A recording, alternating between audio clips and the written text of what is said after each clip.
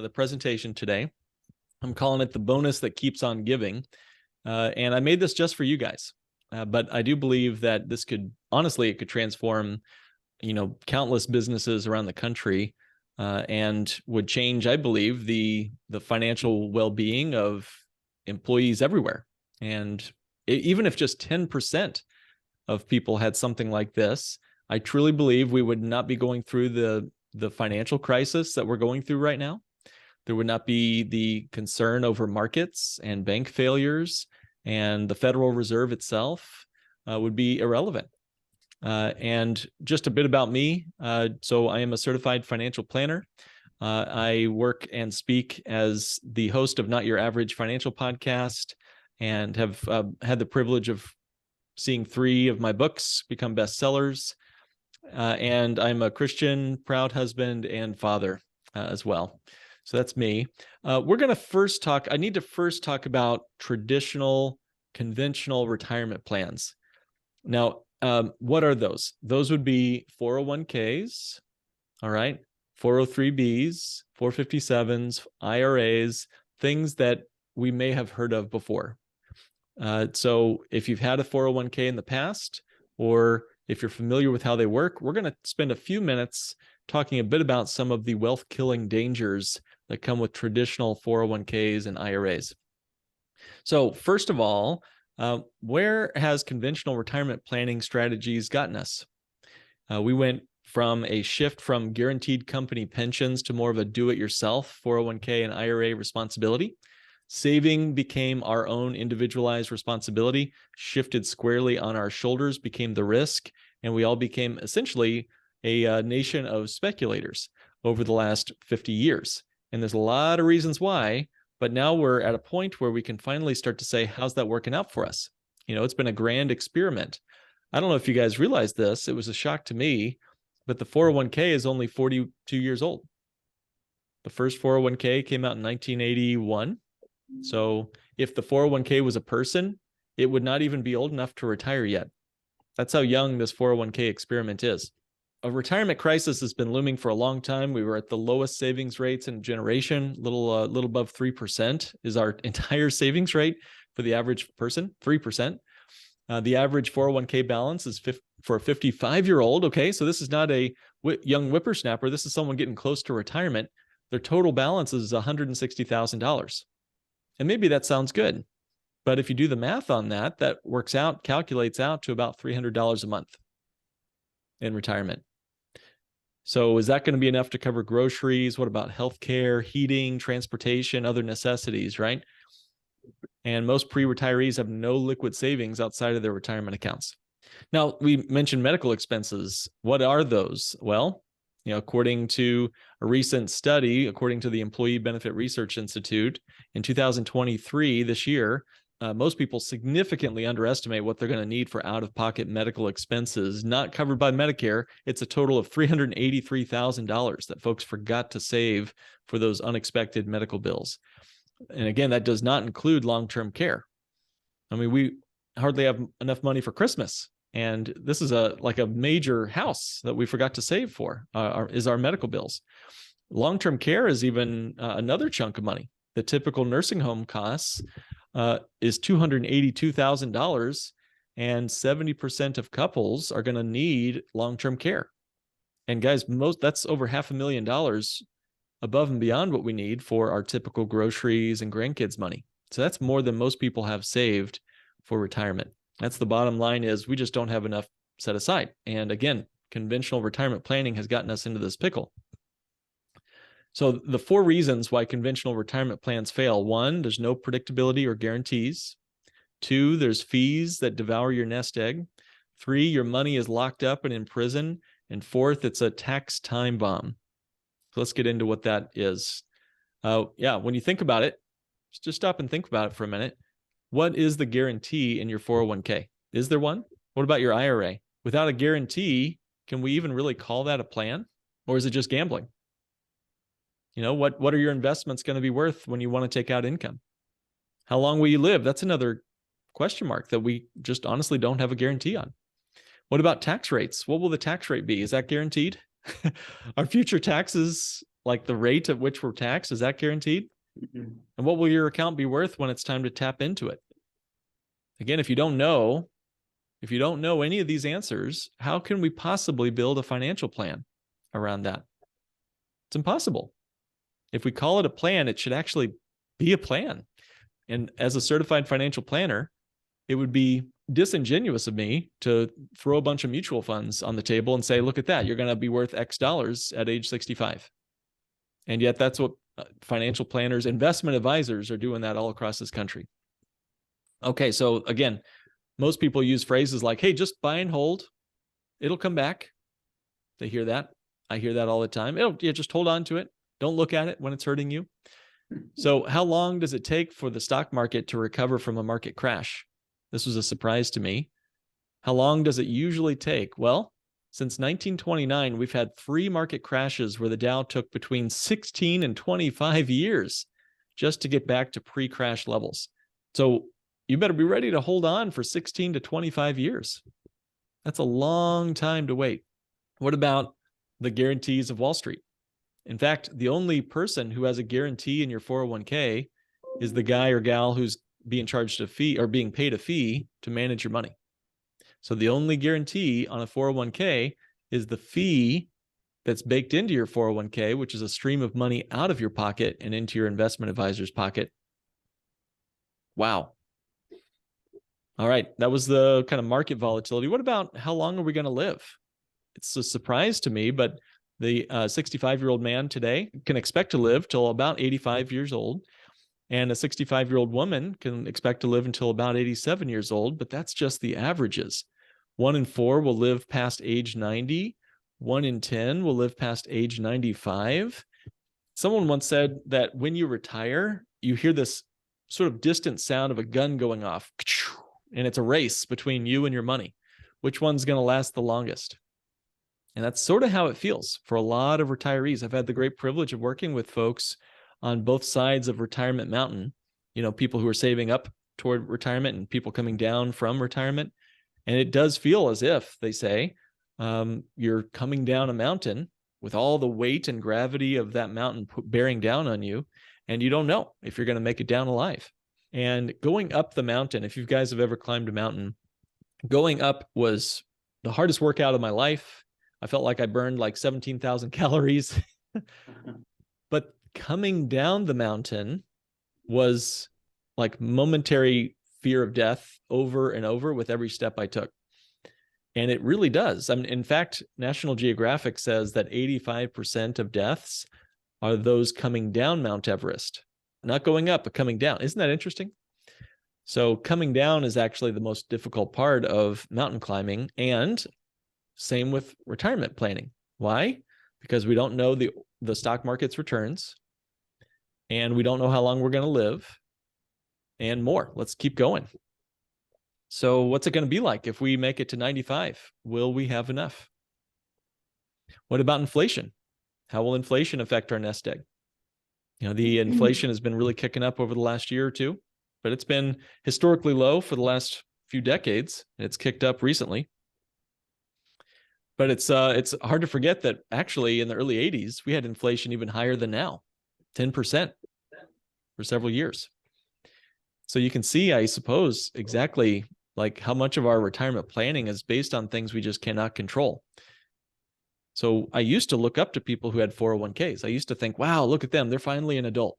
When I finally got one, my wife actually got one, we started to understand some of the problems, the risks of the 401k. And we eventually cashed ours out. All right. I got a little pop quiz here, guys. What kind of returns do people actually get in the market? All right. Think about that for a minute. Over a long period of time, what's the real return of actual investors who were, according to Dalbar and their annual study that they do on investor behavior, what was the real return over a 30-year period for folks that 4%. Were invested in index funds? 3.8% for 30 years. Guys, that does not even beat inflation. Again, that's before fees or taxes. That's pathetic, right? Is that even worth it? Sleepless nights, market volatility. And those are folks who are 100% invested into index funds, ETFs, target date funds, all the retail stuff they put in those 401ks. That's no bonds involved. So that would lower your return if you added some bonds or bond funds to your 401k. So how is that possible, right? Dave Ramsey says you're supposed to fall off a log and get 12%. All right, I got a little math experiment. Let's say that you have $10,000. You want to invest that $10,000. Now, let's say that you invest it and you get 100% rate of return. So multiply that by, what is that, 2? Now we're in year 2, and now we lose half of our money. Lose half of our money. So we got to divide by 2. So what's 20,000 divided by 2? 10,000. 10,000. How much did we, so at the end of year 2, we ended up with how much? $10,000. How much did we start with? $10,000. All right, good. So did we get any wealthier? No. Good answer. We went it went up for a minute. We felt great for about 32 seconds. And then next year we dropped our account down to 10,000, the exact amount we started with. Our average rate of return, guys, was 25%. 100 minus 50 divided by 2 years. Our average rate of return was 25%. Do you feel like you got 25%? Guess what? The SEC allows mutual funds, index funds, your 401k to report average rates of return. So that is enough, I think, on why we are underperforming against the market. The market can do an average rate of return of 10%, but there's this thing called volatility along the way. And don't forget, we have fees, buying at the wrong time. So this is how the market might do 10% average rate of return, but our real return might be closer to 3.8%. Cool. All right. So we've talked about how the average over the last 120 years, the market has averaged roughly 10% annually, but real investors are averaging the real return of only 3.8%. So do not believe it when radio hosts tell you that you can just, get 10, 12% off your mutual funds. It's not true. All right. This is the difference between getting a 6% average return and a 6% real return. So when investment advisors, stock jockeys love to show you the orange line. Look at that beautiful average rate of return of the stock market over the last 100 and whatever years. But your real return, using real results of the actual market going up and down, it's like a coiled spring, and it squeezes down your money to a smaller number. You feel like you're going to get the orange number, but you actually get the blue number, which is a lot less. I mean, help me out. That's about 700. Less than half. Yeah, less than half. Yeah. So this is what investors think they get. They think they get the 1.4 million or whatever, but they actually get closer to the 600,000.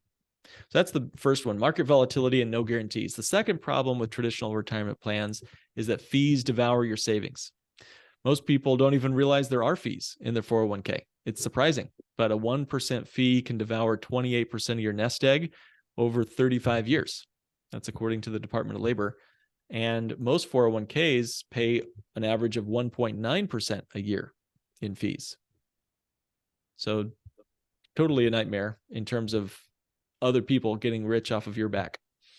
All right. So what about IRA fees? They can be 1.5% on average.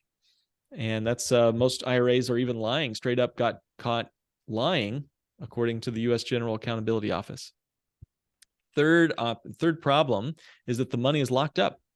How many people that you guys might know have credit card debts, car loans, and they have those debts because all of their money is tied up in things they can't get access to, their home equity or their 401k. That's where most people keep their vast majority of their wealth, is in things that are locked up.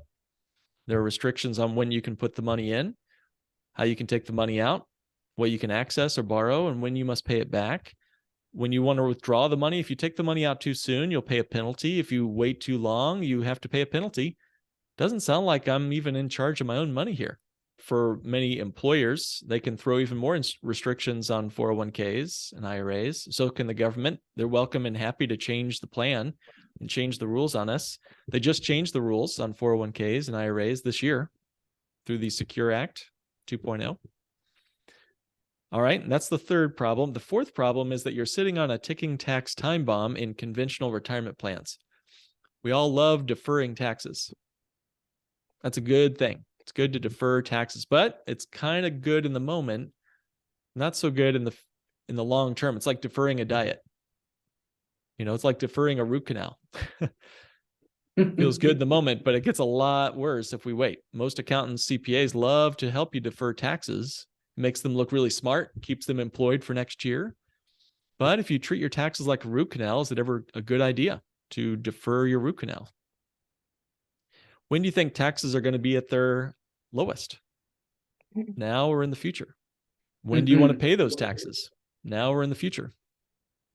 Do you want to pay them now when they're lower, or tomorrow when they very likely could be higher?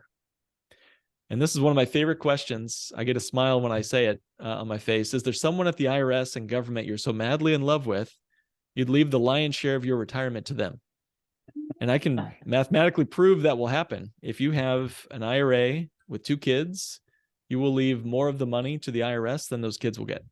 All right, so ticking tax time bomb. Now, if you guys, I don't know if we have any golfers. Let's say I was a genie and I could grant you one wish. And you could choose either to get all of Tiger Woods' golf clubs with the wave of my magic wand here.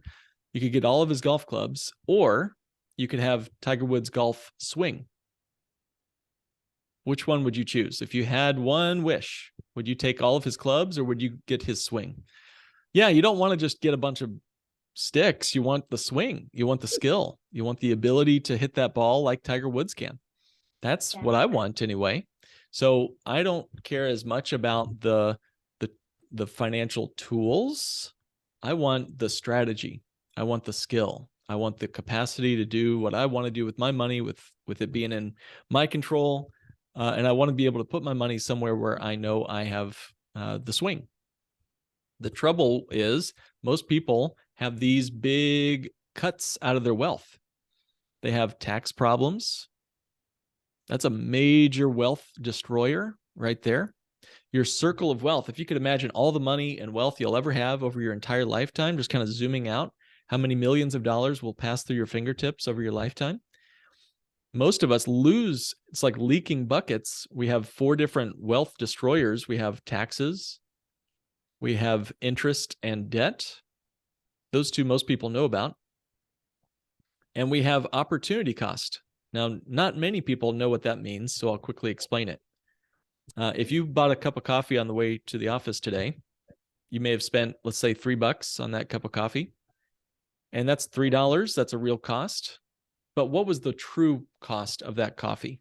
The true cost of the coffee is whatever $3 would have earned for you over your lifetime had you not bought that coffee and instead put it to work and invest it instead.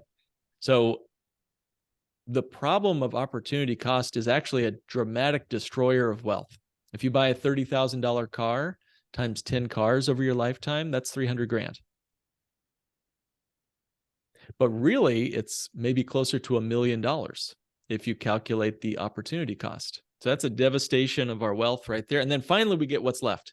And we take 3% of your remaining wealth there, and we put it into a 401k that we can't control or access. Does not make sense.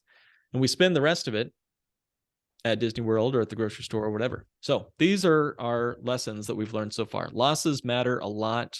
They hurt us more than good years help us. Getting back to even is not the same thing as making money in the markets. And time you lost in reaching your financial goals cannot be recovered. Okay? So in simplest terms, we've got all these problems, these wealth transfers, like I mentioned, flawed advice, market volatility, opportunity costs, taxes, debt. So what's the solution? If we could say it in a sentence, we need places we can park our money, saving large amounts of cash in places that never lose value and that grow guaranteed.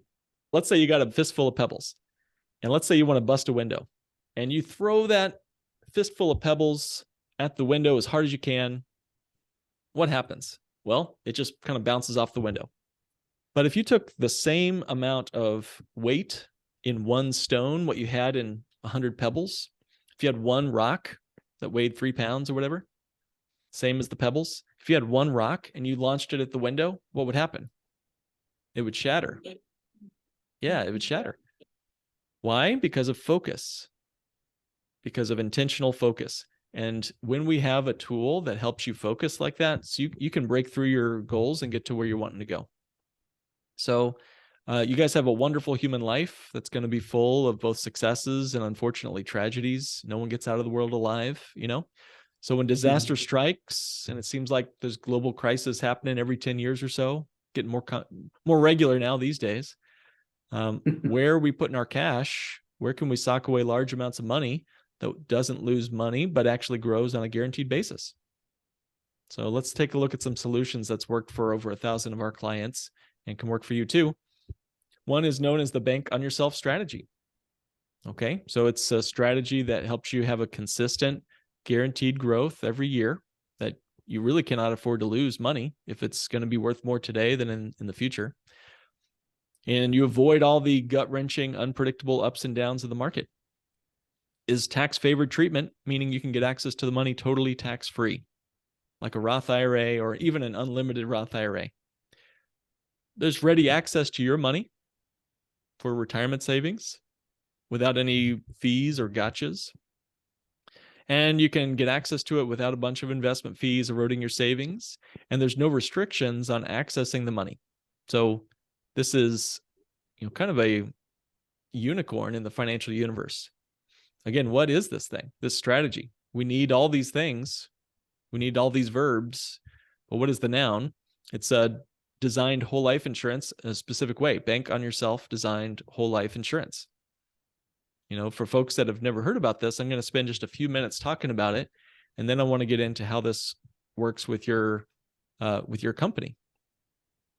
All right, so it's an exquisitely designed strategy where you can save money through paying premiums into an insurance contract. Now, if that sounds crazy, you're not alone. Most people only hear life insurance and think, well, that's the money I'll leave my kids someday.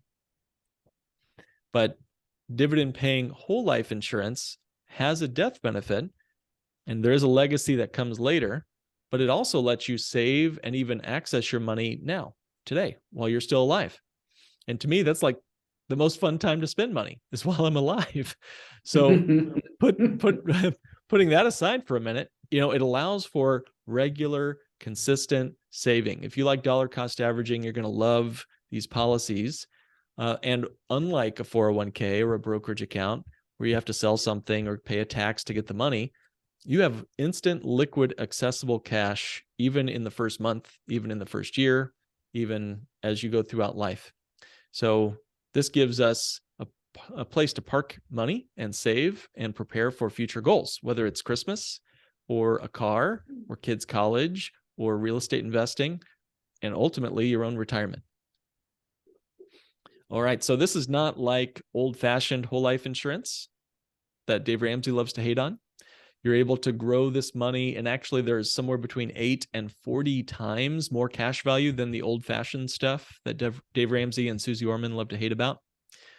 Again, this grows on a guaranteed basis outside of the stock market without, any fluctuations or guesswork.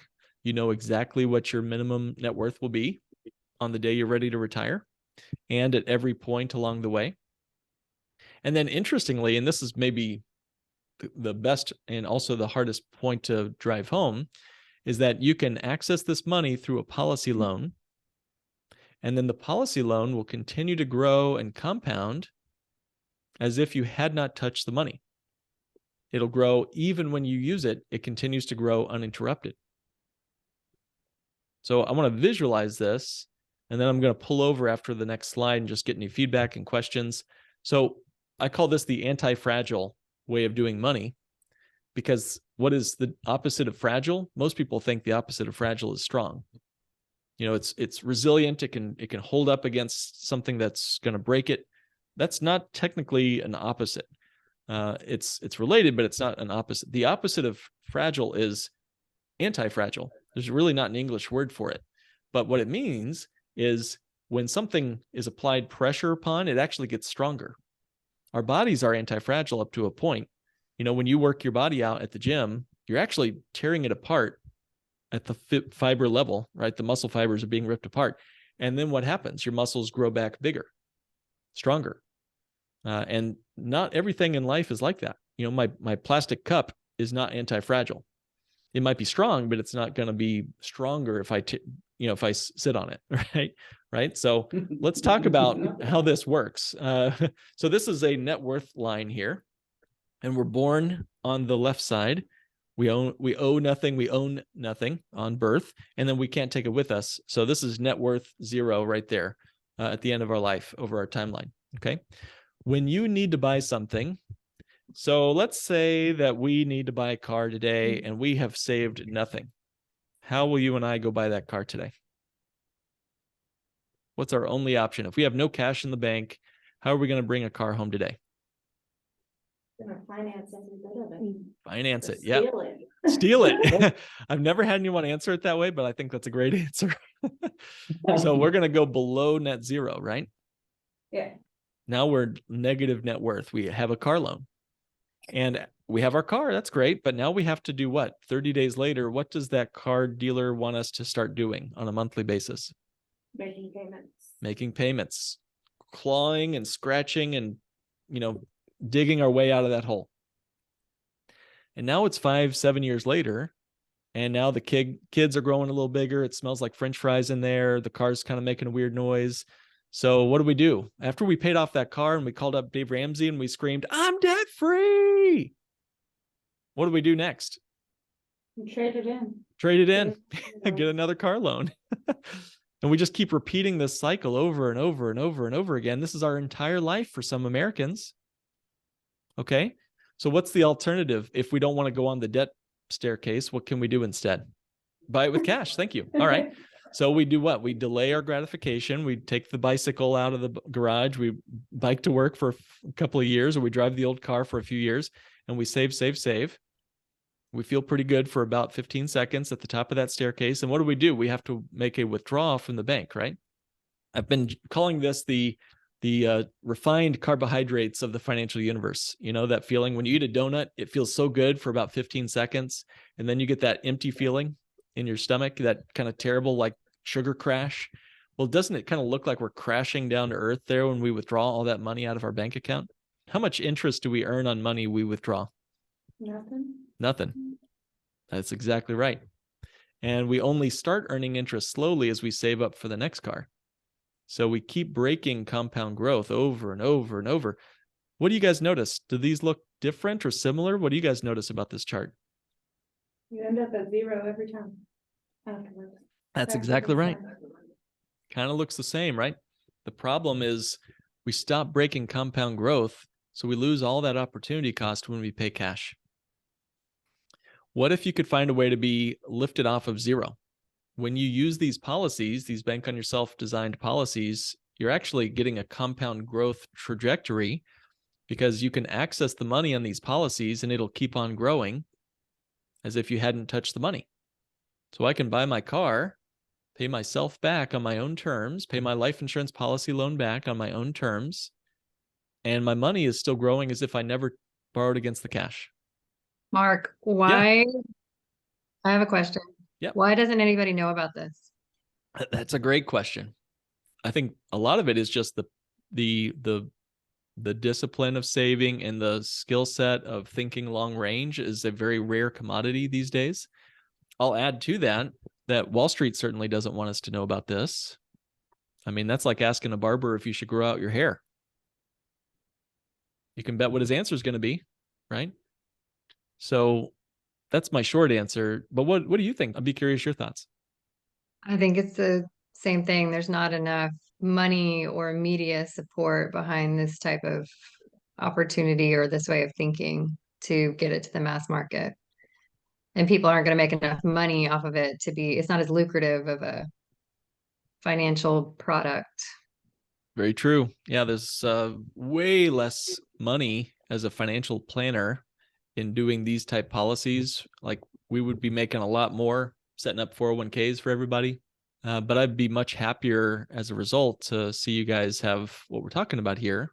And, I think you're right. I think the machine of Wall Street is riddled with, special interests that keep them for front and center, but it hasn't always been that way.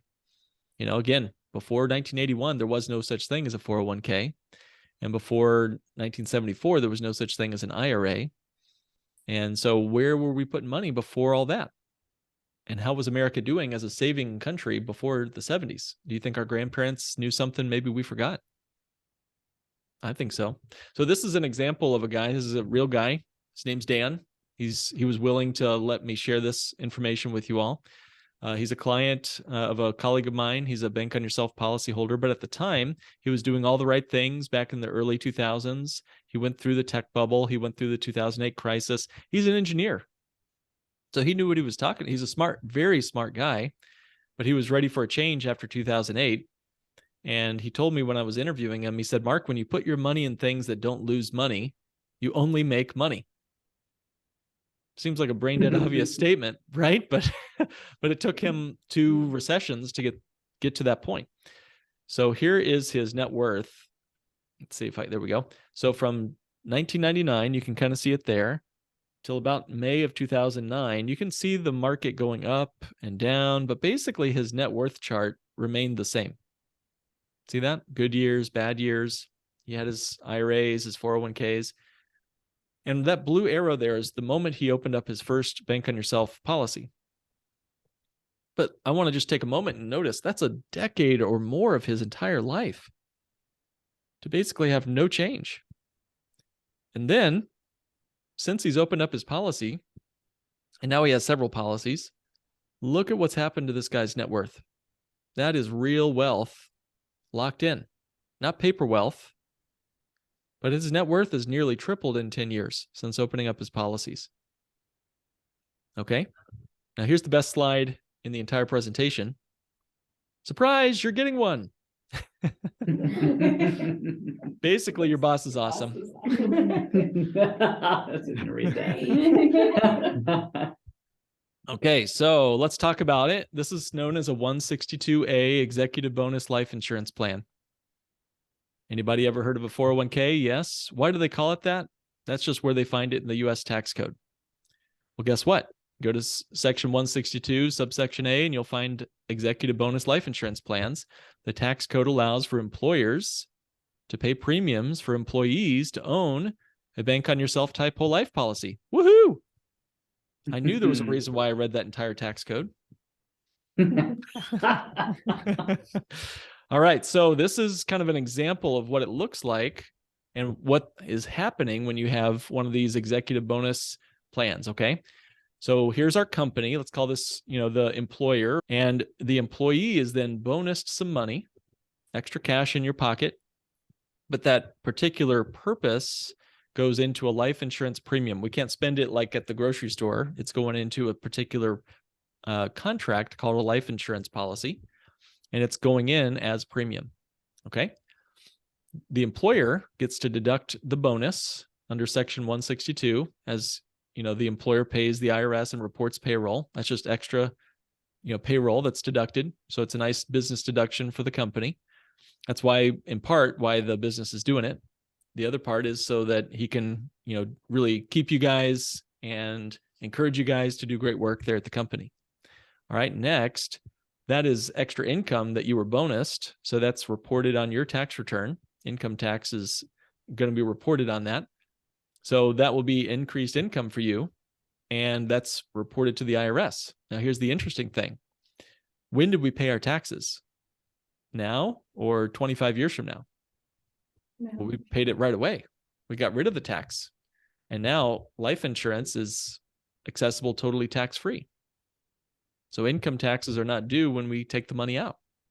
So it's like a Roth allocation. If you're familiar with how Roth 401ks or Roth IRAs work, we get rid of that tax right away. Now we have the contract, and the contract, of course, will create a gift for your family someday, instantly. It'll also create guaranteed cash accumulation for you and supplemental retirement income for you. So if you live a long life, the policy cash value will help supplement your retirement. And along the way, you can be using the cash value for different purposes. Okay, including, but not limited to, investing.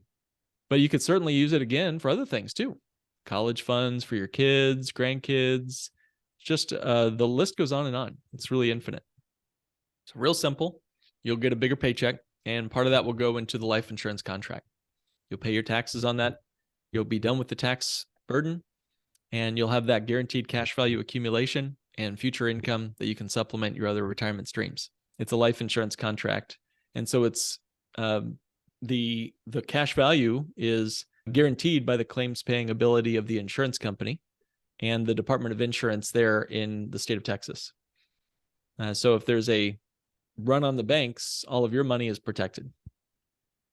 And there's no $250,000 limit or any other limit on what goes into these policies. In 2008, how many banks went bankrupt? Doing my research, there were about 438 entire banks. We just had 2 banks go bankrupt, right? This most recent week, as we're recording this and talking about this, 2 banks. But there were 435 banks in 2008 that went underwater, gone, no more. That's unbelievable that happened. How many life insurance companies went bankrupt that year? Does AIG count? Yeah, actually, they do count, but they are not a mutually owned life insurance company. And the only part of their business that went bankrupt was their mortgage part. Their life insurance part was actually part of what got them out of bankruptcy. So it's an interesting case study here, because insurance companies just can't take the kind of silly risks that we were seeing banks take in 2008. So again, in 2008, 0 mutual life insurance companies went bankrupt. Hey, Yeah, Mark, would you please tell everybody what the mutual companies use the float pool to invest in? Yeah, actually, I will pull aside this presentation and pull up a slightly different one. There we go. Where do they put the money?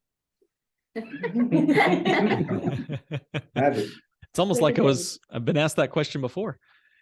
So I am definitely not an artist, guys, so you'll have to forgive me, but this is a life insurance company here.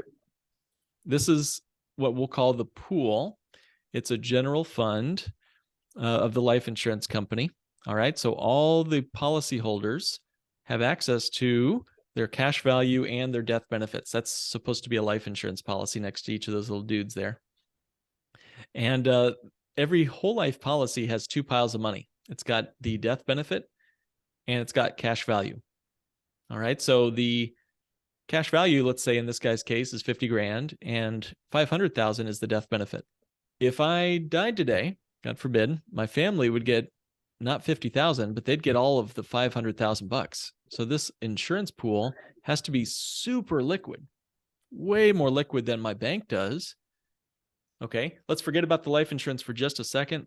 Let's say all I had was a savings account at the bank, and I had 50 grand on my account statement at the bank. Does the bank actually have my $50,000? No. Of course not. Yeah. They've got closer to 5 grand, if anything. According to the recent reserve requirements of banks, it's actually closer to 0%. But let's give them the benefit of the doubt and say that they've got 10% of my money there at the bank.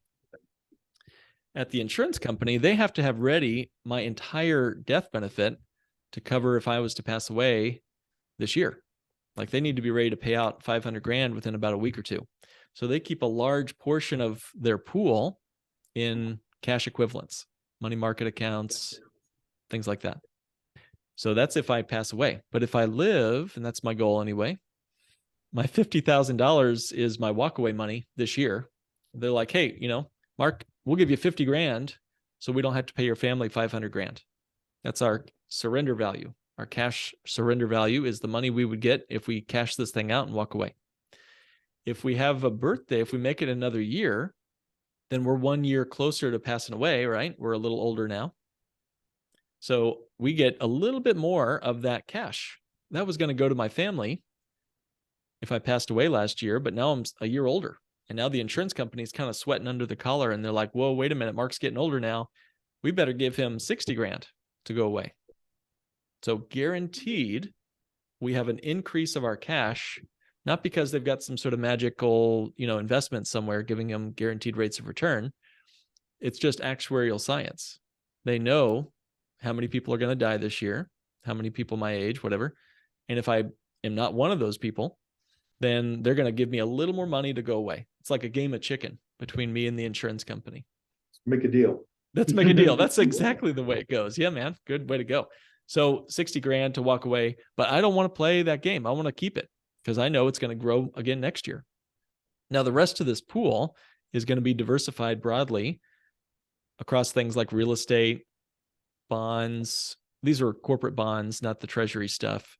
All of it's held to maturity, so it's not going to go down in value. Par value doesn't matter here. All we care about is the coupon payment of the bond or the real estate or the mortgage. They just want that stream of income. Mark to market exposure. That's right. Exactly right. Yep. And term insurance, that's a free pot of money for the insurance companies. When folks buy term insurance, it's like free money to the insurance company because they know less than 1% of term ever pays a claim. And then policy loan interest is a source of capital too. So when that company, the life insurance pool, when it's profitable, they throw dividends to the owners of the company. Now, here's one more piece, then I'll be done.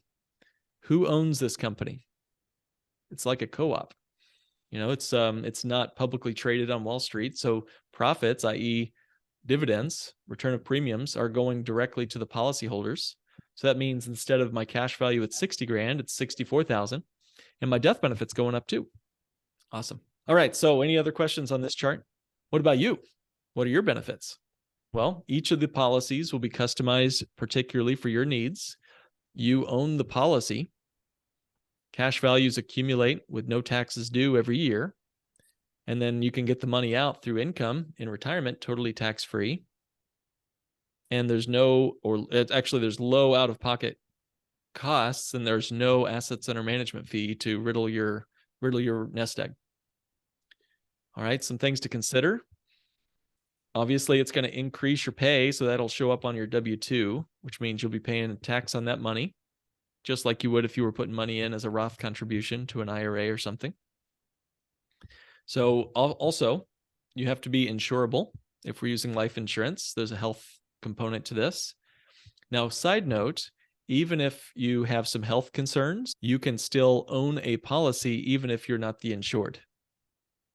So for example, if let's say your spouse or adult children or someone like that can also be the insured, but you might be the owner of the policy.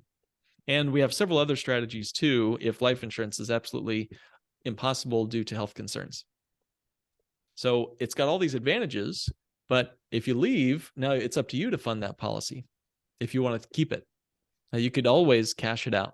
When you leave the company, you could just walk away, but you lose a lot of the benefits, right? You get to keep your cash, that's always yours, but you'd lose the death benefit, you'd lose the continuous growth, you'd lose the future retirement income. You'd have a pile of money. You'd get a check in the mail from the insurance company if you walk away and decide not to fund it.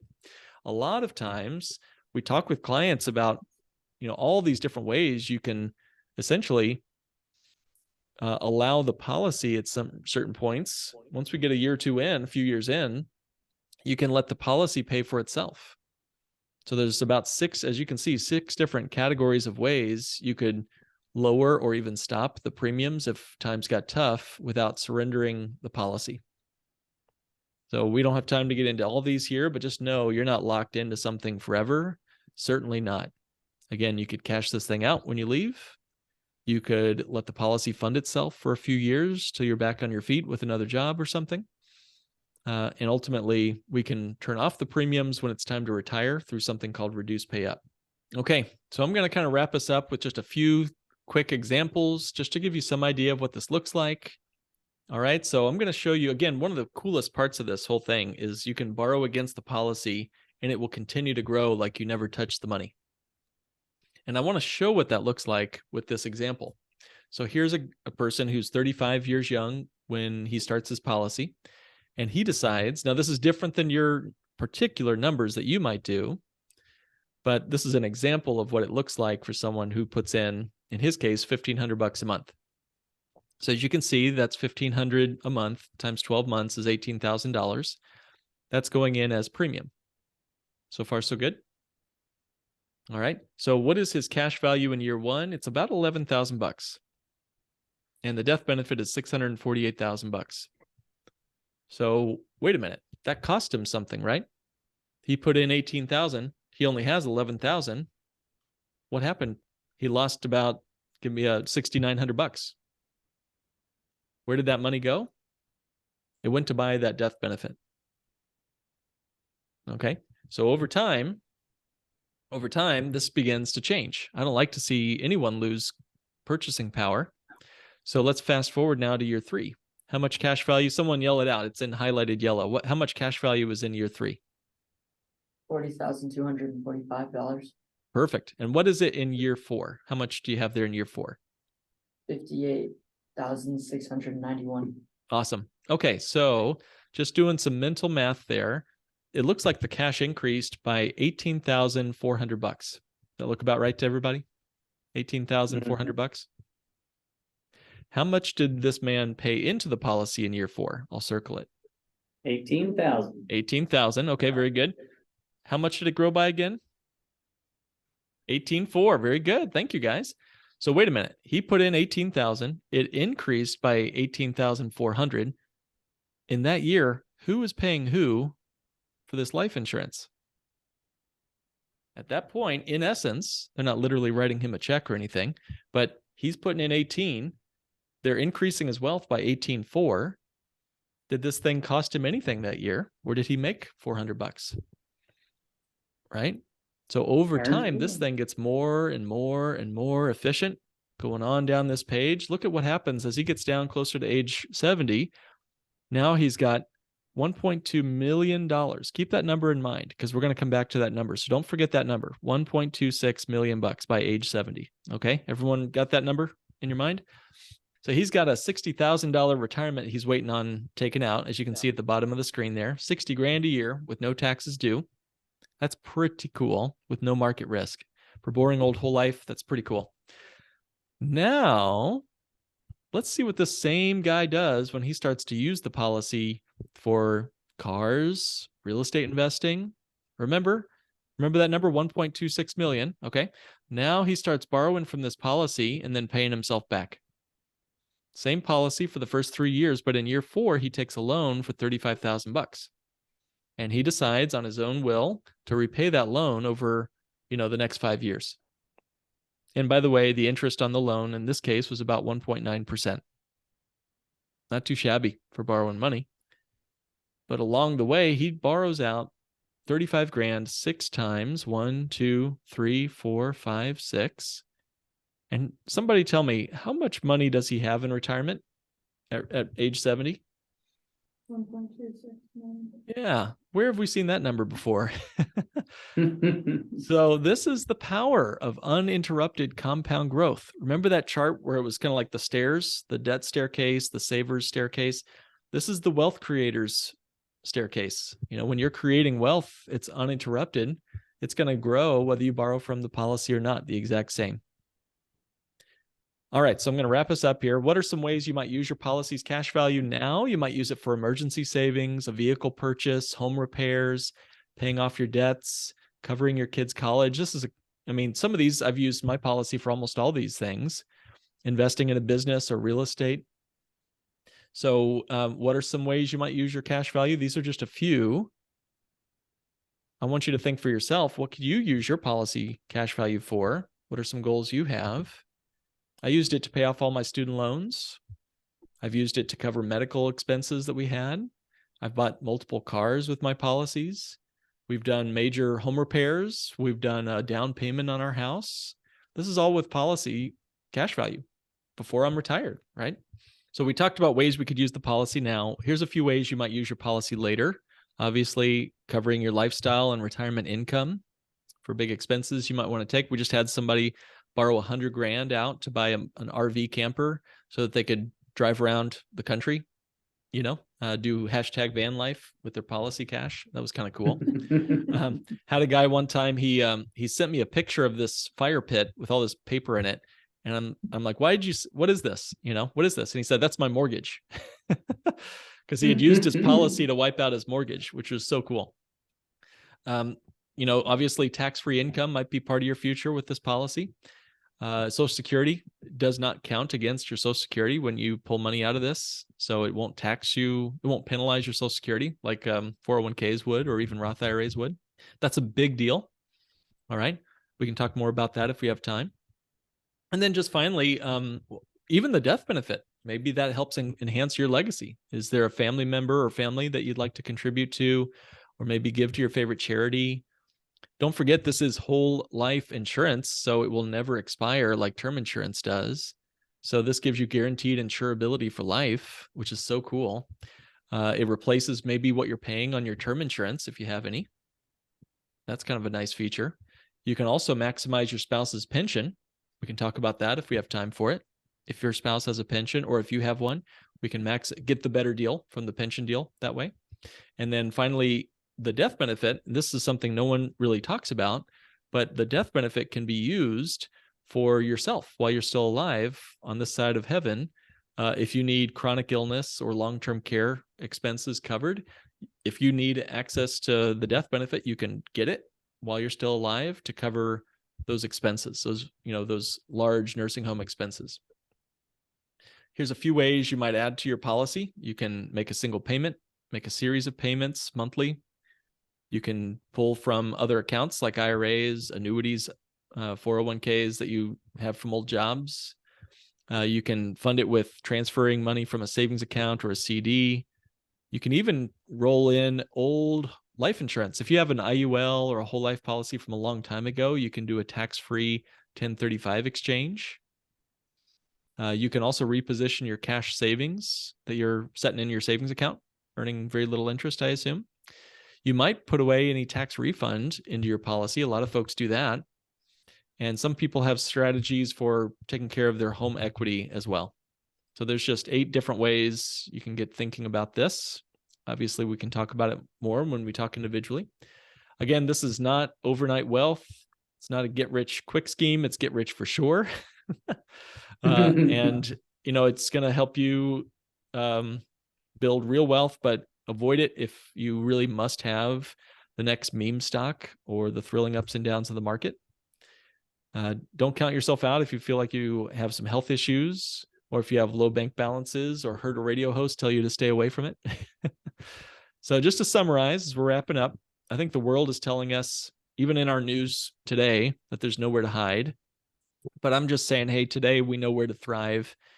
So you can build your wealth with contracts, insurance contracts, rather than just hope and schemes. All right, so I'm going to go ahead and get us to the end here. And I think that's the end of my little presentation, Know Where to Thrive.